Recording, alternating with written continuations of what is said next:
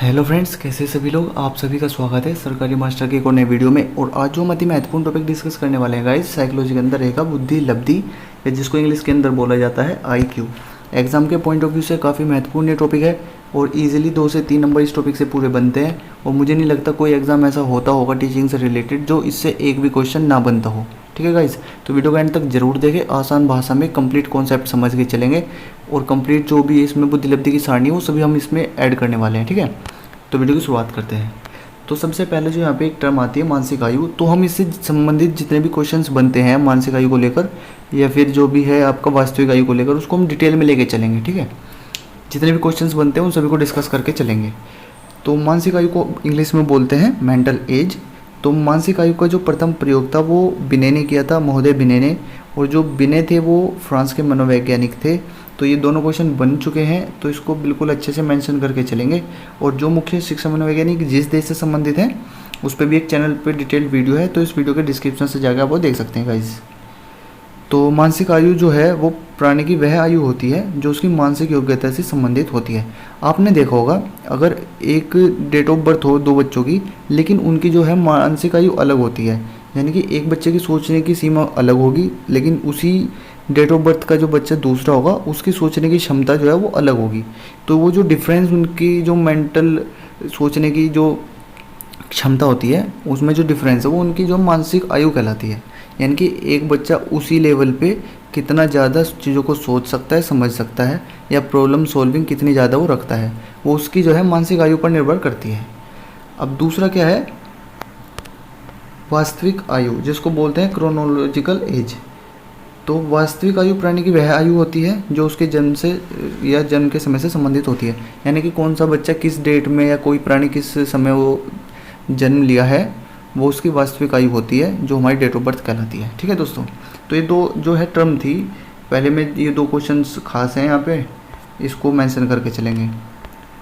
फिर यहाँ पे आता है, हम बात करेंगे बुद्धि लब्धि का सूत्र।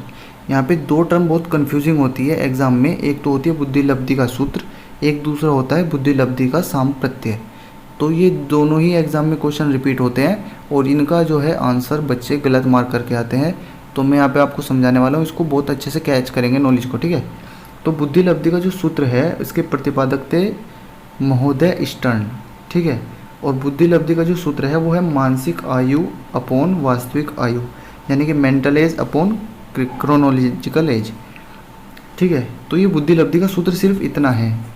ठीक है, इसको मेंशन करके चलेंगे। क्वेश्चन ये बनता है कि बुद्धि लब्धि के सूत्र के प्रतिपादक कौन थे, तो महोदय स्टर्न थे। अभी बुद्धि लब्धि के सामप्रत्य की बात नहीं हो रही है। ठीक है गाइज, क्योंकि बुद्धि लब्धि का सूत्र और बुद्धि लब्धि के जो सामप्रत्य है इसमें कन्फ्यूजन रहता है, लेकिन इस वीडियो के बाद आपको एक भी कन्फ्यूजन इन दोनों टर्म से नहीं रहेगा।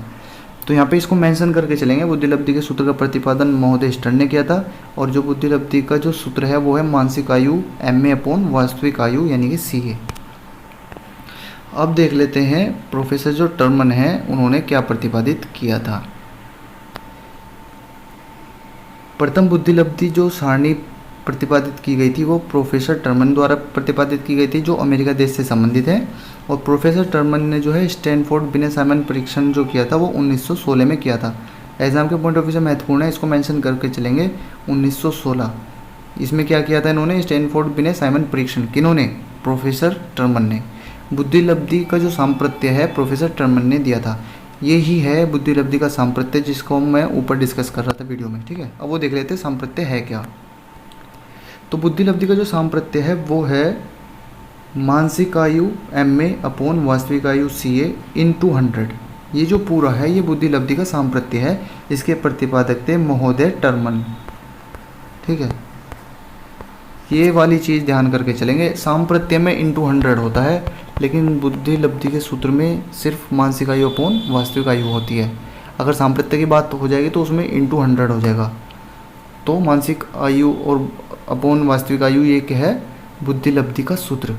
लेकिन बुद्धि लब्धि का जो पूरा सामप्रत्यय होगा वो मानसिक आयु अपॉन वास्तविक आयु इन 100 हो जाएगा। और इस पूरे सामप्रत्यय के प्रतिपादक महोदय टर्मन है। इसको ऐसे देख सकते हैं, IQ equals to MA upon CA in 100। ठीक है, ये पूरा है मानसिक या बुद्धि लब्धि का सामप्रत्यय।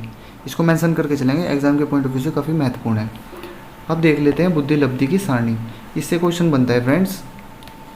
अब वो पूछ लेता है क्वेश्चन कि जो किसी छात्र है उसकी बुद्धि लब्धि 140 से अधिक है, तो वो बच्चा किस वर्ग का होगा? वो ऑप्शन में दे देगा प्रतिभाशाली, प्रखर बुद्धि, तीव्र या मंद। तो आपको ध्यान रखना है 140 से अधिक जिनका भी IQ होगा वो प्रतिभाशाली बच्चे कहलाएंगे। और ये जो 140 या इस तरह के जो IQ है वो किससे निकले हैं? इस बुद्धि लब्धि के सांप्रत्य से, जिसका प्रतिपादन महोदय टर्मन ने किया था। आप अपना भी IQ निकाल सकते हैं इस फॉर्मूले में मेंशन करके, अपनी मानसिक आयु और वास्तविक आयु को अपोन करके इंटू 100 करने के बाद। दूसरा बंदा है कि 121 यानी कि 121 से 140 तक के जो बच्चे आएंगे वो IQ वाले, वो किसके अंदर आएंगे? प्रखर बुद्धि वाले आएंगे। 111 से 120 IQ के बच्चे जो होंगे वो तीव्र बुद्धि वाले बच्चे होंगे। 91 यानी कि 91 से 110 तक के जो बच्चे होंगे वो सामान्य बुद्धि के होंगे। ये वाला काफ़ी महत्वपूर्ण है एग्जाम के पॉइंट ऑफ व्यू से। दो सबसे ज़्यादा महत्वपूर्ण है इसमें, एक तो 140 से अधिक वाले बच्चे यानी कि प्रतिभाशाली काफ़ी एग्जाम में रिपीट होता है, और दूसरा सामान्य बुद्धि वाले बच्चे। ये दो क्वेश्चन काफ़ी ज़्यादा फ्रीक्वेंटली बनते हैं एग्जाम में, तो इनको और ज़्यादा ध्यान से मेंशन करके चलेंगे फ्रेंड्स। इसके बाद आता है 81 से यानी कि 81 से 90 के जो IQ के बच्चे होंगे वो मंदबुद्धि कहलाते हैं। 71 से 80 तक के जो बच्चे आएंगे वो IQ वाले आएंगे अल्प बुद्धि। और 70 से कम वाला भी काफ़ी महत्वपूर्ण है, वो पूछ लेता है कोई छात्र है उसका IQ जो लेवल है वो 71 से कम है, तो वो किस लेवल का बच्चा है, किस वर्ग का बच्चा है, यानी कि वो है एक जड़ बुद्धि बच्चा।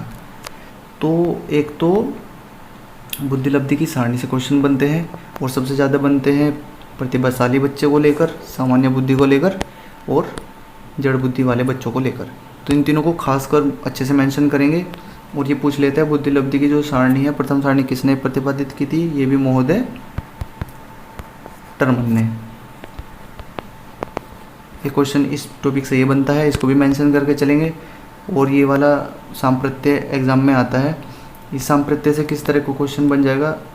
वो 4 फॉर्मूले लिखेगा सांप्रत्य के, लेकिन उनमें किसी में क्या गड़बड़ करेगा? किसी में आपको वास्तविक आयु ऊपर मेंशन कर देगा, नीचे मानसिक आयु कर देगा, या फिर वो 100 की गुना नहीं करेगा। लेकिन आपको एग्जैक्ट ये वाला ऑप्शन में चेक करना है, बुद्धि लब्धि यानी कि IQ जो है MA/CA × 100। ये हिंदी इंग्लिश दोनों तरह से आता है, तो ये मत समझना कि इसकी फुल फॉर्म भी याद होनी चाहिए और इंग्लिश में भी मेंशन होना आपको याद होना चाहिए। और यहाँ पे टर्मन का ये वाला क्वेश्चन काफ़ी महत्वपूर्ण है कि स्टैनफोर्ड बिने परीक्षण कब कौन से वर्ष में हुआ था? तो ये 1916 में हुआ था। और ये किनके द्वारा किया गया था? प्रोफेसर टर्मन के द्वारा। ठीक है दोस्तों, आगे देखते हैं। फिर बुद्धि लब्धि का सूत्र, ये सूत्र है, कन्फ्यूज़न बिल्कुल नहीं रखना है बुद्धि लब्धि के सूत्र में और बुद्धि लब्धि के सांप्रत्य में। सूत्र सिर्फ मानसिक आयु अपॉन वास्तविक आयु है, जो दिया गया था प्रोफेसर स्टर्न के द्वारा। ये जहाँ पे मेंशन है इसको भी अच्छे से मेंशन करेंगे। ठीक है दोस्तों, तो पूरा जो ये ही IQ के अंदर महत्वपूर्ण है इसको अच्छे से मेंशन कर लेंगे। अगर वीडियो आपको पसंद आई हो फ्रेंड्स तो वीडियो को लाइक ज़रूर करें, शेयर बिल्कुल करें अभी सभी दोस्तों के साथ, और पूरी वीडियो देखने के लिए धन्यवाद गाइस।